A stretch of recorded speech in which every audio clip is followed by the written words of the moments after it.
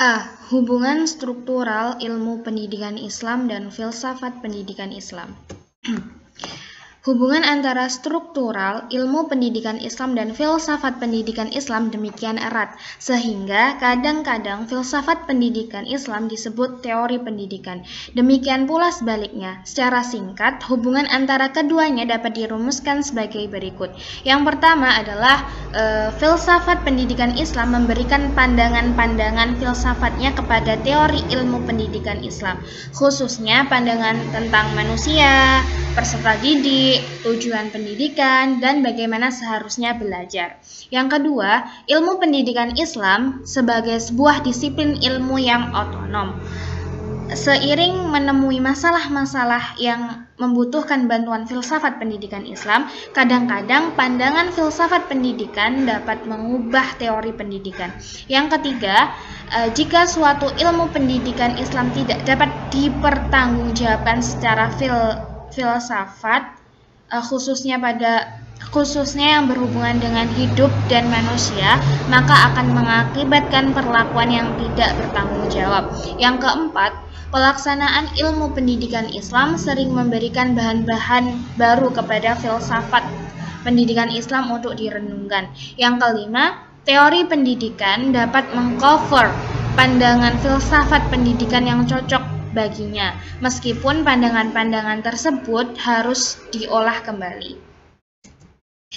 Dari penjelasan di atas, terlihat hubungan yang demikian erat antara keduanya. Keduanya saling mempengaruhi. Sesuai dengan rumusan di atas, dapat dikatakan bahwa masalah-masalah kependidikan, baik pada level filosofis maupun tingkat teoritis, dapat dijawab oleh relasi antara keduanya terhadap hubungan fungsional antara keduanya. Hubungan fungsional antara filsafat pendidikan Islam dan ilmu pendidikan Islam pula dapat diartikan sebagai berikut.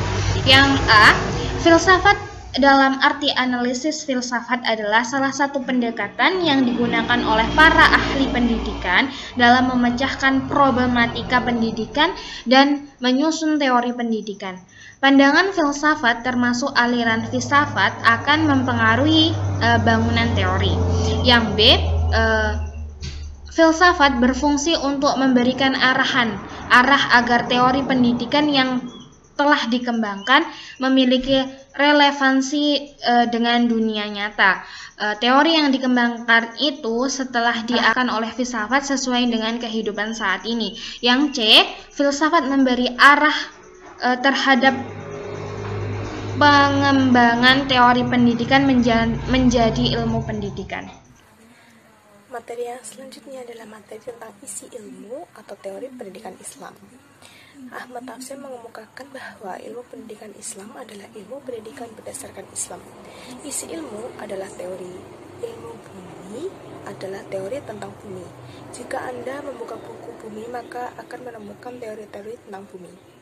Ilmu sejarah berisi teori-teori tentang sejarah. Ilmu fisika berisi tentang teori-teori fisika. Maka isi ilmu pendidikan Islam adalah teori-teori tentang pendidikan berdasarkan Islam. Sebagaimana yang telah disebutkan bahwa isi ilmu adalah teori, sehingga ilmu pendidikan Islam adalah suatu kajian yang memuat teori-teori pendidikan serta data-data dan penjelasannya dalam perspektif Islam. Dalam menyusun teori-teori pendidikan, selain menggunakan kaidah ilmu pendidikan yang telah ada, juga menggunakan pendekatan filosofis, logis, dan empiris, sehingga konsep-konsep tersebut benar, idealistik, realistik, dan praktis, penuh dengan muatan nilai-nilai Islam. Dalam perkembangannya, teori dan konsep pendidikan berikut penjelasannya telah membawa pada kajian tersendiri dengan objek material manusia dan proses perubahan yang menunjukkan adanya proses perubahan menuju peningkatan dan perbaikan yang berdasarkan pada nilai ilahiyah. Dengan demikian, objek pendidikan Islam sama dengan pendidikan pada umumnya. Hanya saja ilmu pendidikan Islam didasarkan pada konsep dan teori yang dikembangkan dari nilai-nilai Islam, seperti berasal dari Al-Quran, Sunnah, maupun ijtihad. Hubungan ilmu pendidikan Islam dengan teknologi pendidikan Islam. Pendidikan Islam dapat dikatakan sebagai suatu sistem pendidikan yang di dalamnya mencangkup seluruh aspek-aspek kehidupan yang dibutuhkan oleh setiap hamba Allah Subhanahu wa Ta'ala, yang sumbernya berasal dari Al-Quran dan Hadis, juga membentuk sikap hidup yang dapat menjiwai. Teknologi pendidikan juga merupakan bidang-bidang yang memiliki kepentingan dan pengembangan secara sistematis dengan berbagai sumber-sumber yang digunakan untuk belajar. Selain itu, terdapat tataran konseptual dan pengalaman lembaga-lembaga pendidikan Islam yang selama ini mampu tumbuh di tengah dinamika masyarakat dan berkontribusi sebagai berikut. 1. Memotivasi kreativitas anak didik ke arah pengembangan iptek dengan nilai-nilai Islam menjadi sumber acuannya. 2. Mendidik keterampilan, memanfaatkan produk iptek bagi kesejahteraan hidup umat manusia pada umumnya dan umat Islam pada khususnya. 3. Menciptakan jalinan yang kuat antara ajaran agama dan iptek, serta hubungan yang akrab dengan para ilmuwan yang memegang otoritas iptek dalam bidang masing-masing. 4. Menanamkan sikap dan wawasan yang luas terhadap kehidupan masa depan umat manusia melalui kemampuan menginterpretasikan ajaran agama dari sumber-sumbernya yang murni dan konseptual dengan masa depan kehidupan manusia.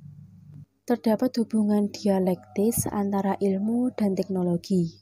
Pada satu sisi, ilmu menyediakan bahan pendukung penting bagi kemajuan teknologi, yaitu berupa teori-teori. Pada sisi lain, penemuan teknologi sangat membantu perluasan cakrawala penelitian ilmiah, yakni dengan dikembangkannya perangkat penelitian berteknologi mutakhir. Dapat disimpulkan bahwa pesatnya perkembangan iptek di era globalisasi ini membuat pendidikan Islam harus dapat menyiapkan generasi-generasi bangsa yang baru agar siap dan cakap dalam bersaing dengan baik dan memiliki pola pikir yang komprehensif.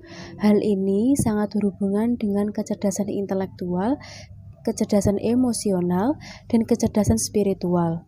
Islam sangat memandang penting ilmu pengetahuan, apalagi berkaitan erat dengan iptek. Hubungan filsafat pendidikan Islam dengan filsafat Islam. Hubungan fungsional tersebut, filsafat Islam dan filsafat pendidikan Islam memiliki hubungan yang sangat erat, sehingga membuat keduanya harus seiring sejalan dalam usaha memajukan kehidupan manusia.